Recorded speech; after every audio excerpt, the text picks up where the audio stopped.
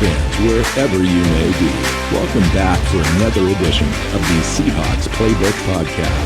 Join your host, Bill Alvstad, and co-host, sports writer and football analyst Keith Myers as we talk Seahawks football.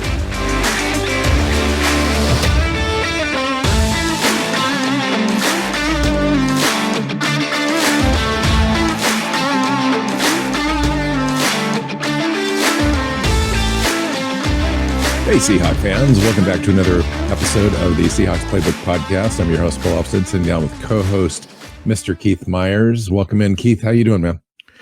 I'm doing all right. It's an interesting week. We're preparing for the Seahawks to play a better team than they've been playing. But I was looking at a bunch of stats today, and this might be closer than you and I originally thought. But we'll get into that. You know, I guess we could probably say that about a number of different games on the schedule. It seems like the way that they're playing now maybe has opened up a couple of extra potential wins, although the schedule does get somewhat difficult in spots. Of course, when you go to the Superdome there in New Orleans to face the Saints, it's always loud and a boisterous crowd there. And a difficult team to beat sometimes. They've got a fairly decent defense. They've got some really good linebackers. They're okay on the edges on that team, and then they've got a couple of defensive backs that may give Seattle some challenges. On the offensive side of the ball, they've got Alvin Kamara. He just came out and said just an hour ago that he's going to play in this game. It was questionable whether he was going to be available or not. And then Andy Dalton looks like he's going to get his second start of the year after playing in London last week against the Vikings. And they lost that game right down the stretch, actually. Ended up not being able to tie the game in regulation on a missed field goal, which they're terming the double doink field goal, where it hit the uprights twice before it fell short. Wanted to, and we're going to preview this entire game today. That's what this show is. Wanted to start with a couple of notes on the news. The Seahawks defensive end LJ Collier has been designated to return to practice, which opens a 21-day window for him to be able to be practicing full time with the team, but not count against a roster spot, either on the practice squad or on the 53. And Seahawks also signed Joey Hunt, familiar name for fans past. I think he played in Seattle, I think, for 3 years as mostly a backup center, Keith, undersized. We drafted him, spent a draft pick on him, I think a late round pick. I think, was he LSU or somebody like that? I don't remember for sure. But anyway, undersized guy. Has been kind of kicking it around the league, been out of the league, though, this year. Seahawks signed him to the practice squad while also cutting defensive back Quandre Mosley. Those are the moves so far this week, and it looks like everyone's pretty healthy for this game, Keith. So no real injury concerns creeping up as we move closer to the weekend. So it should be. Those shouldn't be an issue for the Seahawks. So this is kind of a fun game. You had mentioned it up front. Might be a little bit more challenging than maybe it was entering last week, where we went against the Lions. We were both debating whether or not Seattle had enough to get by the Lions. We knew it was going to be an ugly game as far as the defenses were concerned. The Lions being right next to the Seahawks as being the worst defense in the NFL, but the offenses showed up. Both teams had over 500 yards, well over 1,000 yards total offense in that game. Lots of points scored. Fun game. Don't know if that's sustainable, and especially this week, given that the Saints are probably maybe a top 15 defense. They used to be a little bit better. They've fallen off a little bit, but still a challenge nonetheless. Yeah, and that's really kind of what I was referring to, is that offensively, if you look at the offensive stats, these teams are pretty similar. Total yards, you've got Seattle in 10th, the Seahawks are Seattle in 10th, and the Saints in 9th. You look at rushing offense, and Seattle's down on that list kind of bit because of the first couple of games, but New Orleans is only 1 or 2 spots above them in terms of passing offense. The Seahawks surprisingly are at 10th, and the Saints are at 12th. So they're about the same in terms of overall offensive stats, which given how low our expectations were for Seattle's offense coming in, for them to be doing as well as they are, that's awesome. And I think what that shows you is that the Seahawks can keep some games close. And they've got that. But when you start looking at the defensive stats, that's where the problems roll up, because yards per game, the Seahawks are 31st, only Detroit's worse, and the Saints are 12th, right? They're a top 15 in terms of total yards. They're top 9. They're 9th overall in terms of passing yards a game. If there's one thing that you kind of hope if you want to look at it, is they're 20th in rushing yards per game against. So they are giving up some runs there. And they have the same number of sacks as Seattle with 7, and they've only got 1 interception. So their defense is good, but they're not turning the ball over. And Seahawks maybe will be able to get some running yards on them, but the passing stuff should be a bigger challenge. Hopefully, Seattle's offense can keep pace. Wow, interesting. Yeah, it's gonna be a challenge. I think the Saints are a lot better of a defense than the Lions were. It'll be a challenge to see if Geno and company can keep the offense rolling, keep the third down conversion rate high, and the efficiency. Geno Smith's completing well over 70% of his passes. Can that continue against this defense and their pass rush? I think that is one of the keys to the game for me, is can the Saints do anything with the pass rush? They were anemic a little bit last week, although they did end up with 12 pressures and 1 sack. And it still didn't make enough of a difference with the Vikings. I think that one of the keys to the game, and you mentioned it a little bit, is turnovers. The Saints are prone to turning the ball over when they have the offensive possession. They are -7 overall in turnover ratio. And Seattle is actually taking the ball away fairly effectively on defense. And we've seen that just in the last couple of weeks, a couple of turnovers last week. So that could be one of the things to watch in this game for sure. And a couple of turnovers this last week. And then also in the week 1 against Denver, where they got those 2 fumbles on the goal line. So it is one of those things. The Seahawks are getting the ball turned over to them. They're also doing a decent job of protecting the football. The Saints aren't. They're not doing either of those 2 things well. So even though statistically they are the better team, ultimately, how predominant turnovers are in helping, determine winners of games. And the Saints have been on the wrong end of that. Yeah, they've got 11 turnovers so far, and at least 2 turnovers in 3 of their 4 games. And that's something to really watch, because that is definitely going to be a key to the game. The other key for me, Keith, at least when the Seahawks have the ball, is the matchups.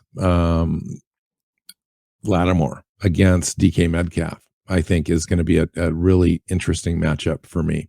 The other matchup would be like Cameron Jordan against the rookie tackles for Seattle. Cameron Jordan's an underrated player, I think. Absolutely. And one of the most disruptive defensive ends in the league. And so that'll be an interesting matchup to watch. The other matchup to watch is, I think, the Saints are struggling a little bit on the interior of their defensive line. And if you go right at those defensive ends, you can take advantage of some of their aggression And so I'm going to be watching Rashad Penny and see if he can run the ball effectively, because I think that's going to be a real key They're to going to this have game to. as well, because Yep. they need the time of possession favorably in Seattle's favor in order to be able to compete in this game, because I don't think Seattle's defense is going to be able to stop the ball, even with Andy Dalton as quarterback. As much maligned as he is, he's very effective in dinking and dunking and taking care of the ball better than Jameis Winston, and kind of methodically marching down the field. And they do have some weapons. Kamara, obviously, Kamara can also receive the ball out of the backfield very well. And the tight end matchups. Now they've got some tight ends you may have never heard of out there. But last week we saw Detroit use the tight ends very effectively against the Seahawks and rack up tons of yards and scores. And so that'll be a matchup as well. Yeah. Yeah, I mean this game is looking at it on paper, or it's a lot closer than in my brain. In my brain, I was looking at this and I go, we know the Saints defense is great. Even with like Jameis Winston, maybe the starter, but he's not, he's not the one who carries this offense. This team wins because of their defense, Alvin Kamara. And that's how they win. And so I'm thinking like, New Orleans is going to have this, but you start looking at it on paper and you go, well, Seattle's got a chance in this one. It's closer than I thought. Now, part of one of those things when you look at the stats is that the Seahawks have played, Denver, which has struggled offensively, the Falcons that have struggled on both sides of the ball, and the Lions that have struggled really bad defensively. They've got the worst defense in the NFL, statistically at least. And so that their strength of schedule is really low. Whereas, New Orleans has played some tough games. Yeah. So maybe that statistical matchup is, maybe it's not as close because it's really hard to tell. Yeah, it is. And we won't know until we get out there. I will say Andy Dalton doesn't scare me. Neither does Jameis Winston either. True, but certainly Andy Dalton doesn't. Andy Dalton had a heck of a game a few years ago against the Seahawks. I think he threw for close to 400 yards against them. So yeah, Cameron Jordan and Marcus Davenport are their defensive ends and guys that I'm going to really be watching. The other guys I'm going to watch for them are their linebackers. I think they got one of the best linebacker crews in the NFL in Demario Davis and Pete Werner. We talked about both players run up to the draft a few years ago. Pete Werner is a guy that I really like. He's just a high effort guy, probably going to be their leading tackler and just all over the field making plays. Chris Olave is another player that's really kind of stepped up for them. First round draft pick this year. Didn't know if he was going to have a prominent role or not, but he's turned into quite a player for them. He's their leading target guy with over 335 yards receiving so far through the first 4 games. That's a guy that, it's going to challenge our corners and specifically Tariq Woolen. And so we'll see about that matchup. I'd love for Tariq to really make a statement in this game. I mean, he already has, and just playing incredible ball. In fact, I would argue probably one of the best rookies overall, at least defensive rookies in the NFL. Absolutely. And if he can go up against a guy like Olave and dominate or generate another turnover somehow, I mean, this kid's going to make a name for himself really quick. Yeah, he's got interceptions in 2 straight games, and he's on pace to have 8 in the season, which is that's a really good year for any cornerback any year. And so yeah, he's getting the job done. He's one of the very few Seattle defenders that are getting the job done. And so if he can continue to have that kind of level of production, like, it's crazy how good this kid can be. And remember that I know we keep saying this, but there were no expectations for Tariq Woolen this year. He's coming out of, UTSA. And you're thinking very low level of competition. He was a wide receiver turned cornerback, but playing at a low level against not, decent competition. It's going to take a bit. He's going to have to. He's a project. He's a project. He's going to have to work. And then you go in and watch him and you see some inefficiencies in his footwork and some indecision and then a couple of bad angles that are taken. And you go, yeah, he's definitely a project. Well, you know what? That project lasted about 3 weeks of training camp before he was done. And he's out there. He took over the starting job at that point. The job that coaches have done, getting him from, just a complete project to ready to start in the NFL in 3 weeks is crazy. It's hats off to the coaching staff that's taught him, and hats off to him for putting in the work, listening to the coaches, taking everything they said, to heart and running with it. Because I mean, it's an impressive feat for him to go from where he was to where he is right now in such a short time. I could literally have recorded the conversation that you just had and then put DK Metcalf in front of that and had you play that in DK Metcalf's rookie year in his first 4 games. And the fact that you and I were talking about expectations with DK Metcalf out of the gate and trying to lower them because we were so excited. He had a little bit more upside, if you will, right out of the gate because he was just such an enticing physical specimen. And we were paying attention to that and the fact that he looked so dominant, and it was just easier to gauge that. And then you take a look at Tariq Woolen. Well, he's a physical specimen too. He runs faster than DK Metcalf and measures about the same size, and which is incredible. And here's this guy just turning in, I think some dominant performances. When you take a look at the entire body of work already in 4 games, you've got to be able to stretch that out. I know that, this isn't in complete context, but in 4 games, he's shut down all the receivers he's gone against, and he's gone against some good guys. Sutton from Denver. Look at Sutton's stats. Denver had some decent stats, and some other guys did, but Sutton, who is the guy that was up against DK most of the game, he was kind of a non-factor in that game. And same was true. That's kind of just been what's happening. He's holding quarterbacks to like a under 50 quarterback rating when targeted. Yeah, which is wild. Which is and for a guy that's just this ultimate project is what he was thought of. Now, guess what? He's not a project. This is a guy that can contribute right away. I love the fact that you brought up that that the DK Metcalf thing, because honestly, that's such a good that's such a great analogy. It's a comparison, because he was the same way, right? All those physical skills, but you and I were both like, everyone's freaking out. He's going to be so good. I'm like, let's keep our expectations lower, because I don't want people to be disappointed in his rookie year, because rookie receivers tend to have a hard time contributing up to the level that people expect.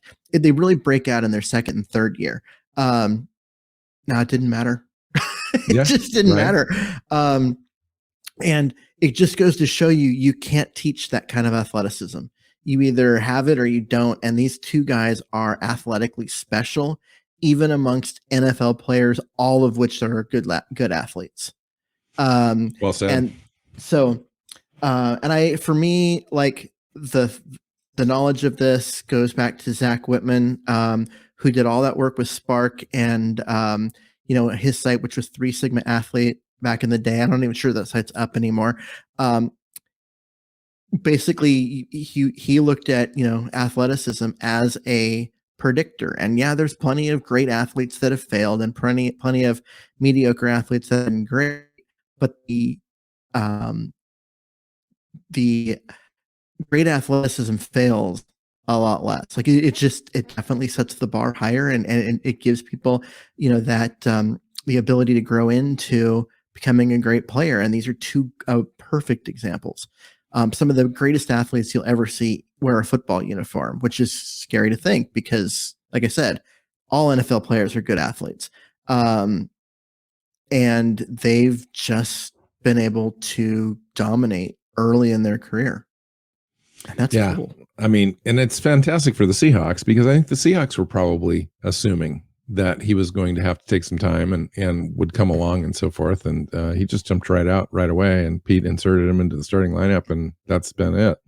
Got a question for you. So something interesting happened this week with the Saints as far as their running game is concerned. I want to talk about the running game for a little bit against the Seahawks defense. Latavius Murray, who used to be with the Raiders for a while, and he's bounced around a little bit, most recently with the Saints. Last week, he was their leading rusher when Kamara was out in London. And then he reverted back to their practice squad where they had picked him up for the week. And Denver lost their running back, just lost his name on the tip of my tongue, lost their running back for the season with an ACL and MCL this last week. And so they picked up Latavius Murray from the Saints. And so now the Saints have lost the rights to him. But luckily for them, Kamara is back this week. I want to talk to you a little bit about that, what we can expect. Seattle last week against the Lions gave up 145 yards, 5.8 yards per carry, couple touchdowns. That's been a continuing, ongoing theme for every team that they've faced this year. Yep. Can we expect the same thing against the Saints, or will Seattle have some sort of plan to slow them down? If you want to turn a team into a one-dimensional team, and if you could happen to take the run against away from the Saints, I think you win this game. But that seems to be a huge challenge for the Seahawks. Yeah, I mean, you take away Kamara and make Andy Dalton beat you, and you're going to win, those situations. I don't know if they can take away Kamara. He is the better running back of the guys that they've faced this year. Mm-hmm. Depending on how you categorize Deebo Samuel with the 49ers. Because whether you categorize him as a wide receiver or not, but despite other than him, I think he's the best. Kamara's the best running back they've come across, and he's one of the fastest running backs they've come across. So he's going to turn that mistake, which this defense has made a lot of mistakes against the run. He's going to turn those mistakes into, instead of 8-yard gains, they're going to be 18-yard gains because of his speed and his elusiveness. So that is that's a thing to consider and a thing to worry about. It's similar in the way that the 49ers use Deebo Samuel. Although they're completely different types of players, they still have the effectiveness of both as a receiver and a running back. Yeah, I will say that it's difficult to defend. The Seahawks did okay against Cordell Patterson. It was the other running backs. He had 150 yards, if you want to call that okay. He didn't. The team as a whole did. Cordell had I think, a career game in that game. Oh, okay. So I'm remembering wrong. I thought the team did a better job of shutting him down, but it was the other ones that just ran all over them. And Kamara is going to be similar to Cordell Patterson in terms of his, what he does well, his speed, all those kind of things. He creates a challenge for Seattle because Seattle's not a good run defense right now. Let's talk about when Andy Dalton throws the ball. So the Saints have allowed 13 sacks this season. But last week against the Lions, the Seahawks defense had 1 sack and 3 quarterback hits on 40 dropbacks. And that's not good. We saw Jared Goff throw for 300 plus yards, a couple touchdowns, 378 yards. And 4 touchdowns, I should say, last Sunday. And they gave up 179 yards to Hawkinson and a couple touchdowns. They're tight ends. So Juwan Johnson, tight end, Adam Troutman, will try to exploit that weakness as well. I imagine, and Andy Dalton's kind of that quarterback. He's kind of Jared Goff, really, at this stage of his career. He's just he doesn't have that big arm, but he has a command of any offense that he's operating. He really does. He's a consummate pro in that respect, but he's not dynamic. He's not going to go out and win you games at the end. So it'll be interesting to see. One thing of note, Will Luntz, their kicker, they talked about special teams has kind of been a problem for the Saints. Well, he's missed a field goal attempt in each of their 4 contests. That's something to watch, because this team and is a good team, but they're not going to score tons and tons of points on you. I think even with Seattle's poor defense, I think this comes down to kind of a 1-score game, and it could come down to a missed field goal. It could come down to turnovers. And so I kind of wanted to get your thoughts around that. What do you think this thing comes down to, Keith? Well, that's a great question, because this is not a great offense facing a bad defense. And so they're going to have more success against Seattle than they've had in other games. But at the same time, like, they're not an offense that can exploit Seattle's weaknesses in the way that some of the other offenses that they've played have been able to. And that just goes to their quarterback situation. And so they average about 20 points a game, really. Yeah. They're ahead of Seattle in terms of yards per game, but behind Seattle in terms of points per game. If you look at the stats, and that has to do with the turnover difference. So they're more like they're an offense that gets more yards, but because they've turned it over, they haven't turned that into points. I think I'm looking at that, and I think that's the key. That's the key to this game. New Orleans is going to move the ball. They're going to get opportunities to score. Can Seattle keep them out of the end zone the way they did Denver? And can the Seattle get them to turn the ball over like they did? They're actually doing pretty good as far as getting turnovers. And can they protect the football, which they've actually done a good job of this year? So it really, to me, comes down to that. You got to keep the Saints out of the end zone, give your offense a chance, and not turn it over. Give your defense a chance, and that, you got a chance. Let's key in, if we can, just for a minute, on Seattle's offense. Without regards to opponents, but we can talk about the Saints a little bit. But let's talk about Geno Smith and the effectiveness that he's had so far this year. By the way, NFC Offensive Player of the Week. Congratulations, Geno Smith. Absolutely. That's a great thing. Nobody's expected this, really. No, the level it's well deserved. He's at. He looked really. People keep commenting that I'm like a Geno hater. I'm not. Geno has played fantastic, way above expectations. So far this year, I don't think he's a long-term answer. Despite that, I just don't, and you're going to have a hard time convincing me otherwise. But I'm not going to sit here and say he hasn't been good, because that would be a lie. He has been, and him getting the offensive player of the week, like, good. He deserved it. I mean, you go back and rewatch that game. He carried that offense. He did everything you could have possibly asked him to do. He looked fantastic. So I'm all for that. And Now transition into this game. Yeah. Can he continue the completion percentage? Can he continue to convert third downs? Can he put the offense on his shoulders yet again? Because I don't know that the defense is going to get those stops or generate those turnovers. There's no guarantees that that's going to happen. Can Geno Smith win games and overcome Seattle's poor defense? See, this is where people are going to be mad at me. Because I don't think so.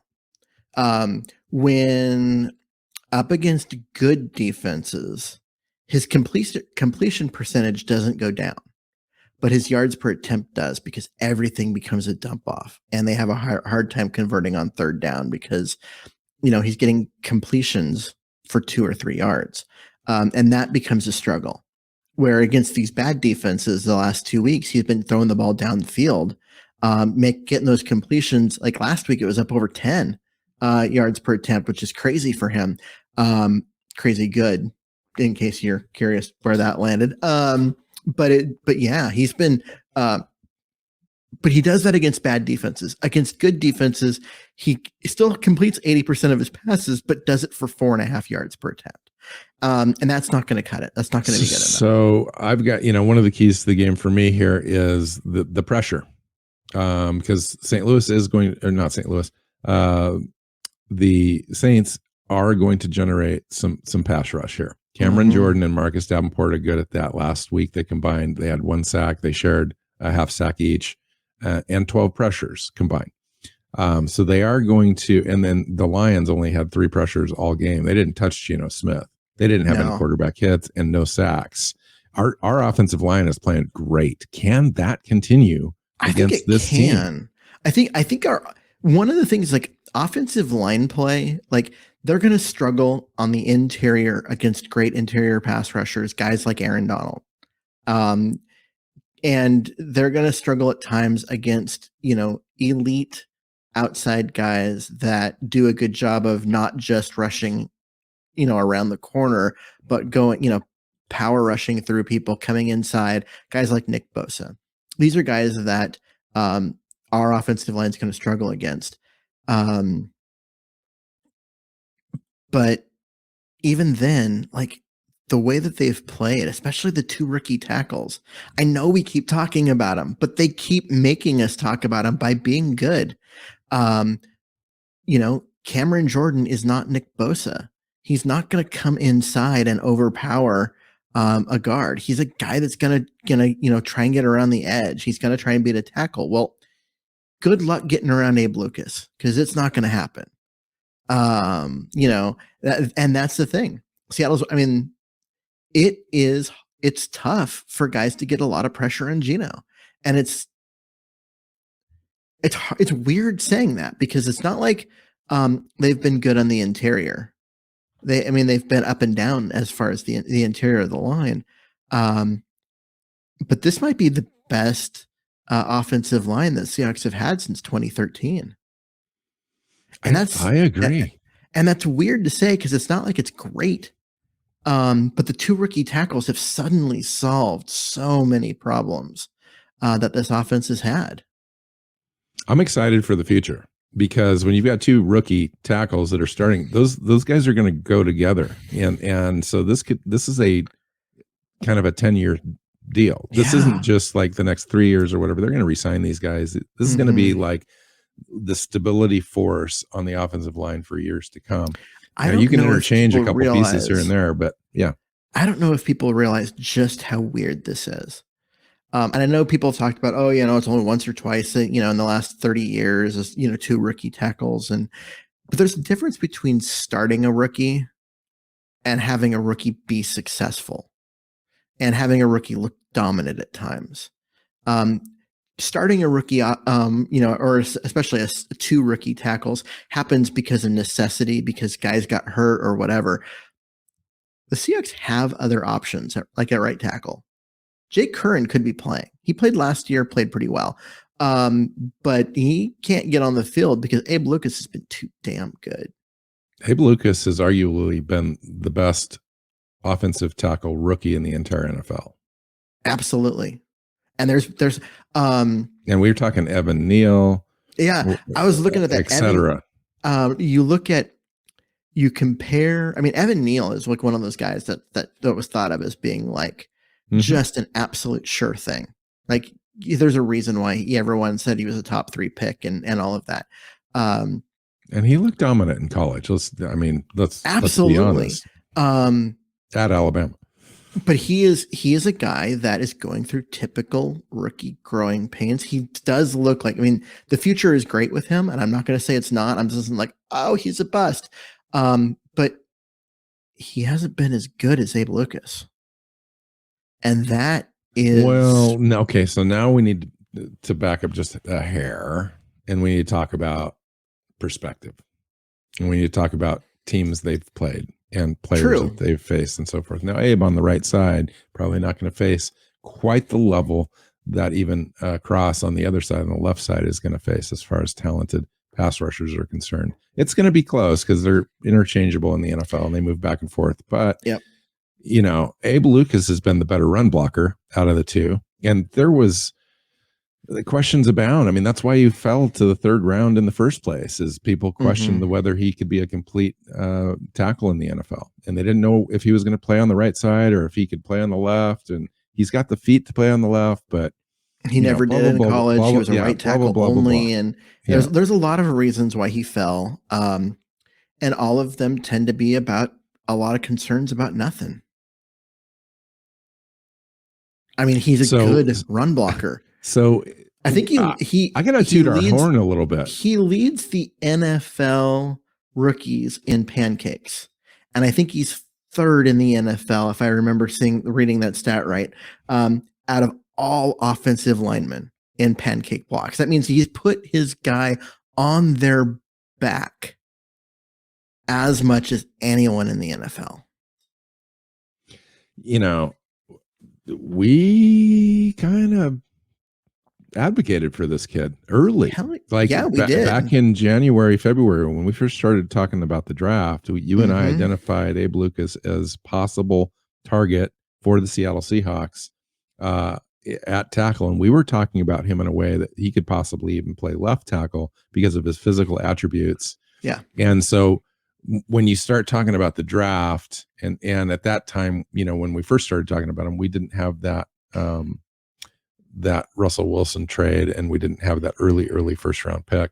But so we were talking about him as a second, third, fourth round kind of option, a guy that in case the draft fell away from us, we went other directions, we still had options at tackle later in the draft. And his name was prominently over and over again talked about in that sort of a situation. And even once the Russell Wilson trade happened, and you knew that Seattle was going to have a top 10 pick that they could go get a tackle like Charles Cross, you and I continued to talk about Abe Lucas, because if Charles Cross or Trevor Penning didn't end up in Seattle, there wasn't another guy that you trusted to come in and be that left tackle of the future. Right. So you were going to draft Lucas. Yeah. And you were going to end up going a different direction in the first round, draft the defensive tackle, defensive end, something else. And Abe Lucas would be your backup, and you'd go get that. Turns out, if you had a redraft today, even today, like 4 games into the NFL, Abe Lucas would be a first round kid goes pick. in the first round. Abe Lucas is probably the first offensive lineman coming off the board. Wow. Right? I mean, do you disagree with that? I'm trying not to be hard. It's hard to disagree with that based on the level of play we've seen so far. Yeah. I mean, I still think that Evan Neal's going to go high because he checks all the boxes. He looks like he's going to be great. And his level of competition was just next level. Yeah. But if you look at just NFL production and you go with in a redraft of last year's draft, he's performed as the best offensive lineman out of all the rookies.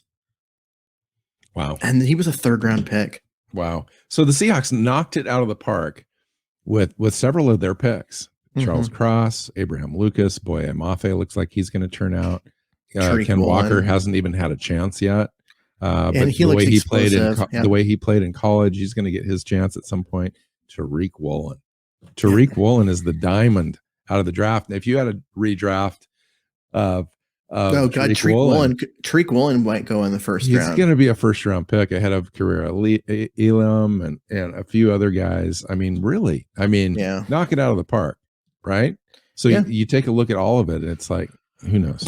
Anyway, so may have gotten 3, not just starters and good starters, but 3 Pro Bowl level guys in this draft with the 2 offensive tackles and 3. And maybe we don't know what guys like Boye Mafe and Ken Walker are going to finish developing into, but just based on their production so far through 4 games, those 3 guys all look like they are capable of playing Pro Bowl level football for the Seahawks for 10 years in the NFL. And at least. And to get that in one draft is crazy. It's just crazy. So what do you got? Tell me what you got in this game, man. I think the Saints defense slows Seattle down. They're not quite as efficient. They struggle a little bit. Seattle's defense just can't get enough stops, and the Saints eke this one out 24-20. Interesting. So the Saints have only won one game this year. Saints beat the Falcons in their first game, 27-26. Even that was a close game. They lost the Bucks 20-10. The Panthers, up and coming team, 22-14. And then the Vikings, 28-25 over in London. It's a lot of close games. A lot of close games. So I predict this is going to be a close game. You just had a 4-point game as your prediction. I'm gonna do that as well. I think this is, the Seahawks are going to be kind of schizophrenic this year, or look schizophrenic. They're going to play well against teams that they should play well against, and poor defenses. Teams that have good defenses, our offense is going to struggle a little bit. It's going to slow down, but our defense is still bad, and so teams are still going to be able to really run against us, to pass against us, to dominate the time of possession. So as long as teams don't turn the ball over against us, we're going to have a hard time winning almost every game. And it's going to be close. Even the Lions game had to be a shootout, and both teams had to score, over 40 points. I don't see that happening in this game. This is going to be more of a slog for Seattle and for the Saints. Just because the Saints offense is not great, but I see it as being close like you. So I'm saying like 23-17.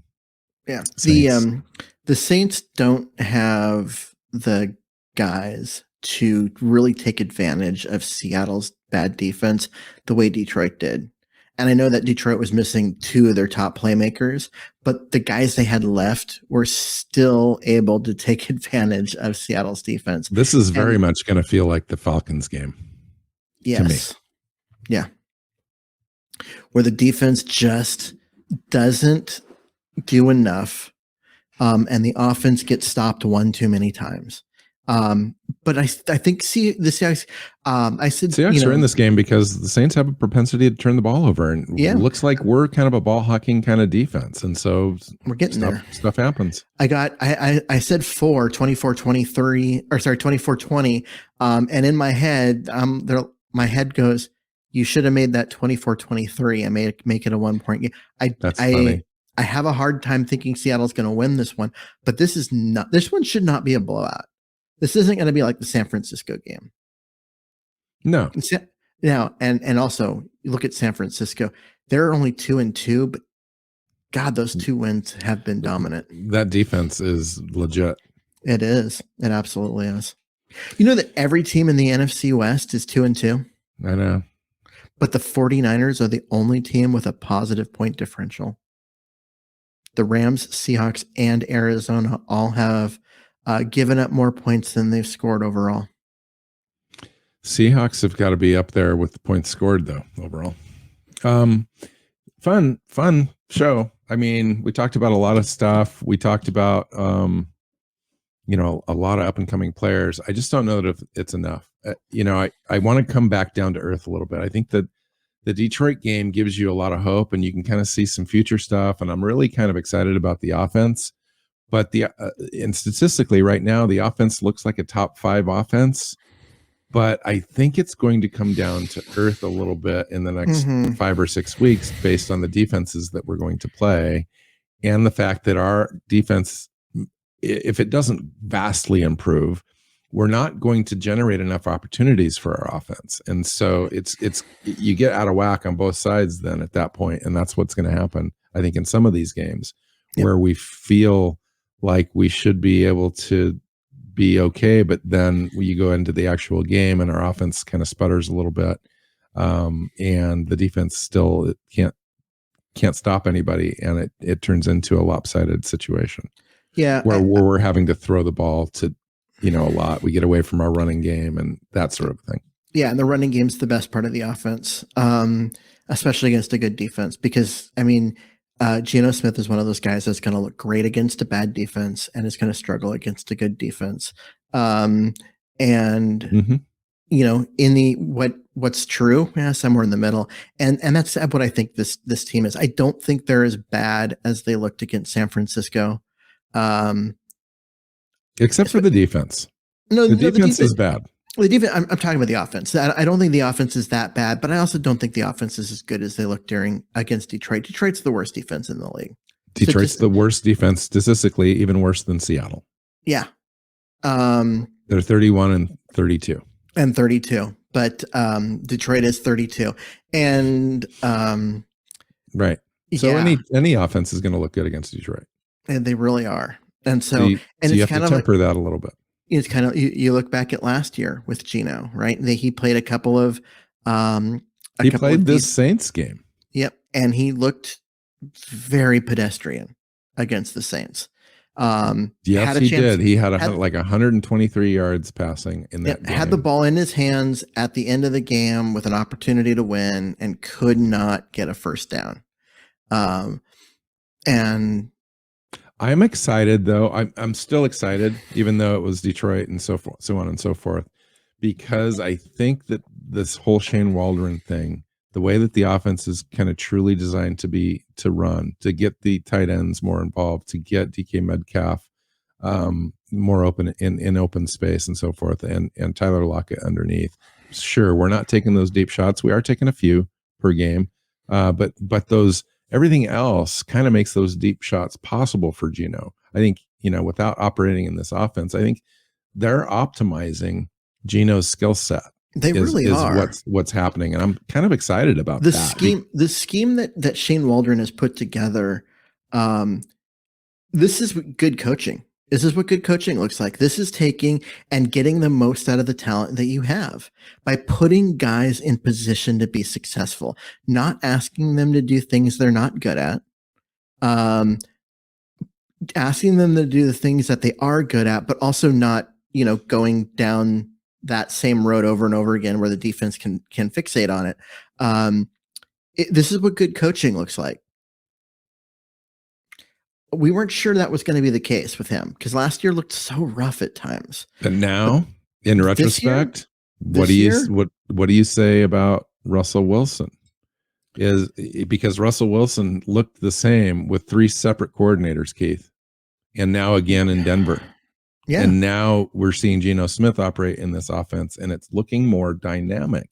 And more dynamic meaning they're using the entire field. Well, they're using the entire field. It's within the system.